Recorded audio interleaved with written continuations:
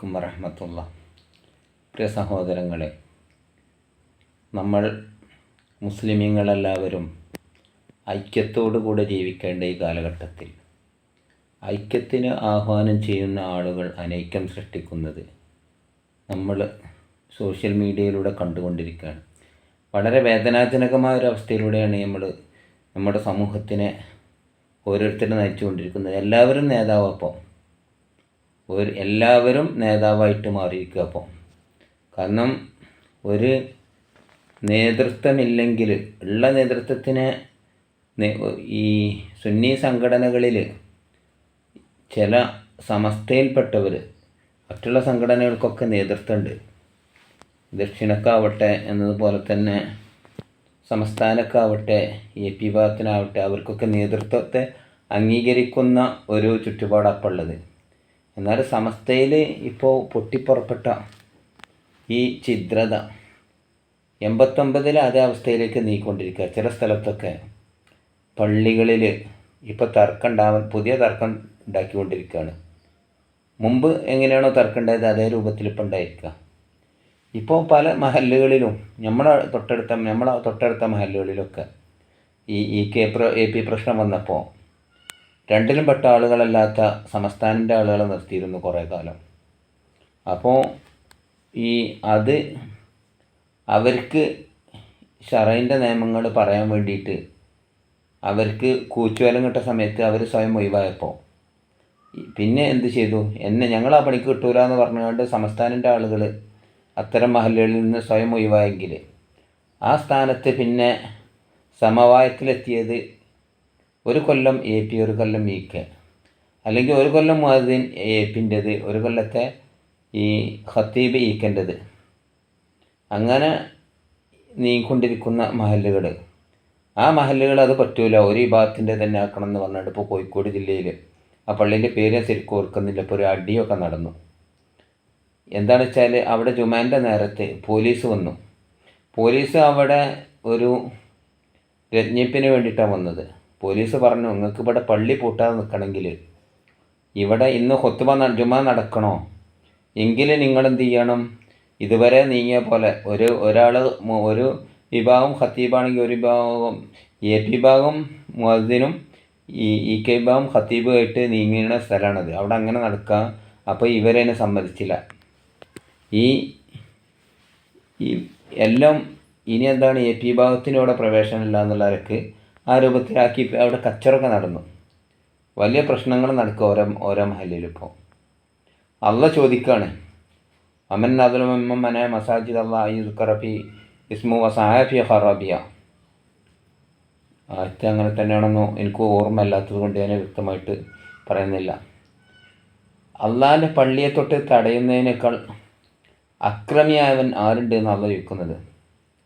അതിനെ നശിപ്പിക്കാൻ വേണ്ടി, ഖറാബാക്കാൻ വേണ്ടിയിട്ട് അവൻ അധ്വാനിക്കുന്നു. ഇവരെക്കാൾ അക്രമി ആരാണുള്ളത് എന്ന് ചോദിക്കുന്നത് നമ്മളെ പറ്റിയാണ്. ഇതിനൊക്കെ നേതൃത്വം നൽകുന്ന ആൾക്കാർ നമ്മൾക്കിപ്പോൾ ഇതിലെന്താണല്ലോ, ഒരു വിഭാഗത്തിനെ ഒഴിവാക്കിയിട്ട് നമ്മളെ സ്വന്തം മഹല്ല് നമ്മളതാക്കിയാൽ ഇപ്പോൾ എന്ത് ചെയ്തു, നമ്മൾ നല്ല സ്വർഗത്തേക്ക് നമുക്ക് വാതിലങ്ങനെ തുറന്നു തരുന്നത് കാത്തു തീർക്കുകയാണ്.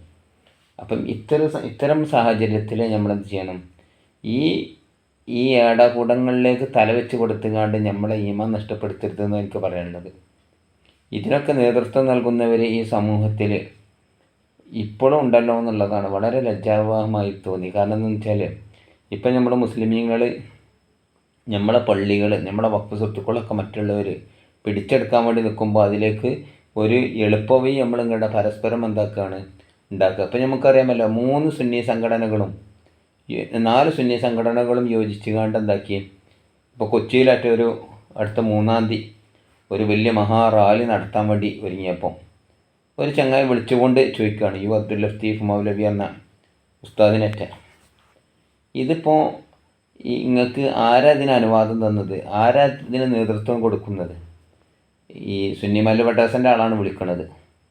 അത് നമ്മളറിയില്ലല്ലോ, ഇത് ജിഫ്രി തങ്ങൾ കൊടുത്തതാണ്, അതൊക്കെയാണ്. അപ്പോൾ അയാളെ കഴിവിൻ്റെ പരമാവധി പറഞ്ഞു നോക്കുന്നുണ്ട്. അപ്പോൾ നിങ്ങളൊന്ന് ആലോചിച്ച് നോക്കിയാണ്, ഇവർക്കൊന്നും ഇവിടെ യോജിക്കേണ്ട, ദീനിൽ യോജിപ്പുണ്ടാവേണ്ട എന്നുള്ള ചിന്താഗതിയുള്ളത്. ഇത്തരം ഈ കുരുട്ട് ബുദ്ധി നമ്മൾക്ക് എപ്പം വന്നോ അത് നമ്മുടെ ദീനിൻ്റെ നശീകരണമാണ് നമ്മൾ മനസ്സിലാക്കേണ്ടത്. ഇതൊന്നും തുറന്ന് പറയാൻ, വ്യക്തമായിട്ട് പറയാൻ ഇവിടെ ആർക്കും അർഹതല്ല. കാരണം എന്താണെന്ന് വെച്ചാൽ നമ്മളെ കാലുമ്പോൾ തന്നെ മന്ത് ഉണ്ടായിക്കൊണ്ടിരിക്കുക. പിന്നെ മറ്റുള്ളവരെ മന്ത് പറയാൻ പറ്റില്ല. നമ്മൾക്ക് പറയാൻ ന്യൂനതകളുണ്ട്, പോരായ്മകളുണ്ട്, ഒക്കെ നമ്മൾ പറഞ്ഞു തീർത്തതുണ്ട്. ഒരു വിഭാഗത്തിനെ എതിർക്കണമെങ്കിൽ, ഒരു വിഭാഗത്തിനെ നമ്മൾ പറയാൻ പറ്റണമെങ്കിൽ, നമ്മളെന്താണ് പറഞ്ഞ് നന്നാക്കണമെങ്കിൽ നമ്മൾ അത് നന്നാവണ്ടേ. ഇപ്പോൾ അതാണ് ഇവിടെ സംഭവിച്ചത്. നമ്മൾ മുമ്പ് എന്തൊക്കെ പറഞ്ഞു അതൊക്കെ നമ്മൾ തിരിച്ച് അടിക്കണം. അപ്പോൾ ഇതൊക്കെ മനസ്സിലാക്കിക്കൊണ്ട് നമ്മൾ എന്ത് ചെയ്യണം, ഉള്ള ഈമാന് നമുക്ക് രക്ഷപ്പെടണമെങ്കിൽ നമ്മൾ പള്ളിയിൽ നിന്ന് ഒച്ചിട്ട് ശബ്ദം ഉയർത്താൻ പാടില്ല. അമല് ബാത്തിലായി പോകുന്ന ഒരാൾ ദുന്യവിയ വർത്താനം പറഞ്ഞാൽ അമല് ബാത്തിലായി പോകുമെന്ന് പറഞ്ഞ് പഠിപ്പിച്ച നമ്മൾ ആ ഒരു പള്ളിയിൽ കണ്ടങ്ങൾ ബാങ്ക് കൊടുക്കാൻ വേണ്ടി 2 കൂട്ടർ ഒരുങ്ങി കൂട്ടുബാങ്ക് കൊടുത്തത്. അപ്പോൾ അവിടെ മൈക്കും വേണ്ട, ഒന്നും വേണ്ട, ഒന്നും അങ്ങേപ്പുറത്ത് എല്ലാവരും പാടെ ബാങ്ക് കൊടുക്കുക. ഇങ്ങനത്തെ ഒക്കെ സാഹചര്യങ്ങൾ. അപ്പം നമുക്ക് മൈക്കും വേണ്ട, ഒന്നും വേണ്ട. നിങ്ങൾ ആലോചിച്ച് നോക്കുകയാണെങ്കിൽ നമ്മൾ പള്ളി മെഹ്റാബുകളിൽ ഇത് നമ്മളതാണെന്ന് അറിയിക്കാൻ വേണ്ടി അവിടെ കലണ്ടറുകൾ വെച്ചിട്ട് 2, 3, 4, 5 കലണ്ടറുകൾ, ഇവിടെ ഈക്കൻ്റെ ആണെങ്കിൽ അവിടെ ഏപ്പിൻ്റെത്, അല്ലെങ്കിൽ ഇവിടെ ലീഗിൻ്റെ ചന്ദ്രിക, അങ്ങപ്പുറത്ത് സുപ്രഭാതം, ഇങ്ങനെ വരിക്ക് കലണ്ടർ വെച്ച് കണ്ട് മറ്റുള്ളവർക്ക് ഇതിലേക്ക് പ്രവേശനമല്ല എന്ന രൂപത്തിൽ, അവർക്ക് ഇതിൽ ബന്ധമല്ല എന്നുള്ള രൂപത്തിൽ നമ്മളെന്താണ് മതിൽ കെട്ടുണ്ടാക്കിക്കാണ്ട് എന്ത് ചെയ്ത് ഇത് ഒക്കെ എൻ്റെ സ്വത്താണെന്ന് മനസ്സിലാക്കിയാണ്ട് അതിന് വേണ്ടിയിട്ട് അവിടെ വഖഫ് ചെയ്ത ആൾക്കാരും പ്രവർത്തിക്കുന്ന ആൾക്കാരും അവരൊക്കെ എന്ത് ചെയ്യണം, ഒന്നുമല്ലാത്ത ആളുകളാക്കി മാറ്റുന്ന ഒരു സാഹചര്യം. ഇതിനെപ്പറ്റി റസൂലുള്ളാഹി പഠിപ്പിച്ചത് അവസാന കാലത്ത് മുഅ്മിനിൻ്റെ ഹൃദയം വിദഗ്ധർ കൊടികുത്തിവായും വീട് വിടാന്തരം പള്ളിയാന്തരം ഉസ്താദ് എപ്പോഴും പ്രസംഗിക്കുമ്പോൾ പറയുന്നതാണത്. ആ സമയത്ത് യഥാർത്ഥ മുഅ്മിനിൻ്റെ ഹൃദയം ഉരുകി നശിക്കുന്നു. അങ്ങനത്തെ ഒരു സാഹചര്യത്തിൽ കൂടെ നമ്മൾ നീങ്ങിക്കൊണ്ടിരിക്കുന്നത്. ഇവിടെ പള്ളിയിൽ പ്രശ്നം ഉണ്ടാക്കില്ലടാ എന്ന് പറഞ്ഞാൽ നിയന്ത്രിക്കാൻ പറ്റിയ ഒരാൾ അവിടെ ഇല്ല. കാരണം എന്താണ്, അവരെ അംഗീകരിക്കപ്പെടണമെങ്കിൽ അവനതിന് അർഹനാവണം. അത് അർഹതയില്ലാത്തവരിലേക്ക് കാര്യങ്ങൾ ഏൽപ്പിക്കപ്പെടും എന്ന് പറഞ്ഞത് ഖിയാമത്ത് നാളിൻ്റെ അവിടെയാളാണ്. റസൂലുള്ളാഹി പറഞ്ഞിട്ടുണ്ട്, ഫല്യൻതദിറു റീഹൻ അംറ, അർഹതയില്ലാത്തവരിലേക്ക് കാര്യങ്ങൾ ഏൽപ്പിച്ചാൽ ചുവന്ന കാറ്റിനെ നിങ്ങൾ പ്രതീക്ഷിക്കണം, തീക്കാറ്റിനെ എന്നാണ് റസൂലുള്ളാഹി പറഞ്ഞത്. അപ്പോൾ ഖിയാമത്ത് നാളിനെ വിളിച്ചു വരുത്തി നമ്മൾ ഇവിടെ പറഞ്ഞതൊക്കെ പുലരും, കാബ വിളിക്കുക വരെ ചെയ്യും. എന്നിട്ടല്ലേ പള്ളി.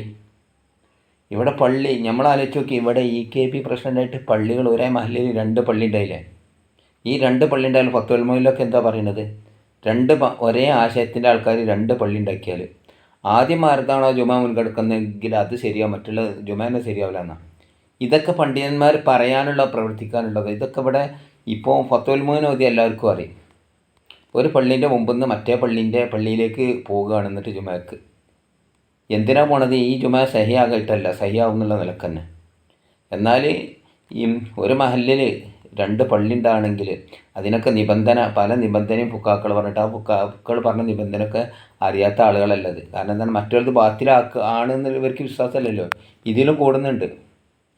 എന്നാൽ ആ മഹല്ല് വിട്ടു പോകുന്ന ആളുകൾ ഇപ്പോൾ ഇവരെ വിശ്വാസത്തിൽ ഈ ആ പള്ളിയിലുള്ള നിസ്കാരം ശരിയല്ല എന്ന രൂപത്തിലാണ് തുടങ്ങിയെങ്കിൽ പ്രശ്നമല്ല.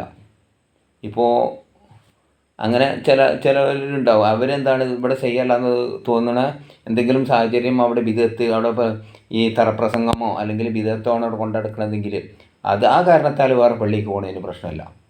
അവിടെ മലയാളത്തിൽ ഖുത്ബ ഓതിയിട്ട് എന്താണ് ഈ തറപ്രസംഗമൊക്കെ നടത്തുന്ന ആൾക്കാരാണെങ്കിൽ മലയാള ഖുത്ബയാണ് നടക്കണതെങ്കിൽ അവിടെ ഖുത്ബ നമുക്ക് ശരിയല്ലല്ലോ, അപ്പം വേറെ പള്ളിക്ക് പോകാം.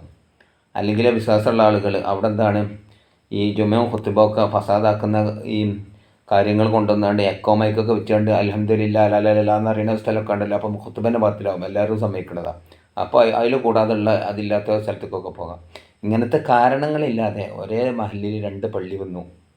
ഇത് ഇബ്ലീസ് ഉണ്ടാക്കിയതാണ്. അത് ഈ ഇബ്ലീസ് കയറിയിട്ടുണ്ടാക്കിയതാണ് നമ്മുടെ പള്ളികളിലൊക്കെ.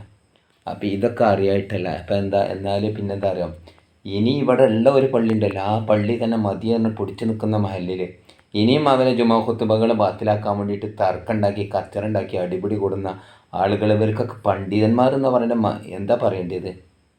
അപ്പോൾ ഇതൊക്കെ കണക്കിലെടുത്ത് കണ്ട് എന്ത് ചെയ്യണം, നമ്മൾ ഇതിലൊന്നും പെടാത്ത പണ്ഡിത സംഘടന ഏതാണെന്ന് നോക്കുന്നിട്ട് അതിൽ നമ്മൾ ബയ്യത്ത് ചെയ്യുക.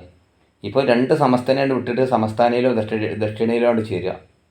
അതിന് നമുക്കൊരു മടി ഉണ്ടാകരുത്. അങ്ങനെ എന്താണ് മഹല്ലുകളൊക്കെ അവർ നയിക്കട്ടെ, അവരെ ഏൽപ്പിച്ചിരുന്നല്ല നമ്മുടെ മഹല്ലുകളൊക്കെ പ്രശ്നം ഉണ്ടായപ്പോൾ 2ലും പെടാത്ത ആളുകൾ എന്നുള്ള നിലയ്ക്ക് അങ്ങനത്തെവരെ കൊണ്ടുവരിക. എന്നിട്ട് എന്താണ് അവർ നടത്തട്ടെ. ഈ സിലബസുകളും ഒക്കെ എന്താണ് സമസ്തൻ്റെ ഇതിൽ തന്നെ. അങ്ങനെ നടക്കുന്ന സ്ഥലങ്ങൾ നാദാപുരം ഭാഗത്തൊക്കെ അങ്ങനെയാണല്ലോ നടക്കുന്നത്. നാദാപുരം ഭാഗത്തൊക്കെ അധിക പള്ളികളും മദ്രസകളൊക്കെ സംസ്ഥാനത്തിൻ്റെ ആളുകൾ അവിടെ നിയന്ത്രിച്ച് പോരുക.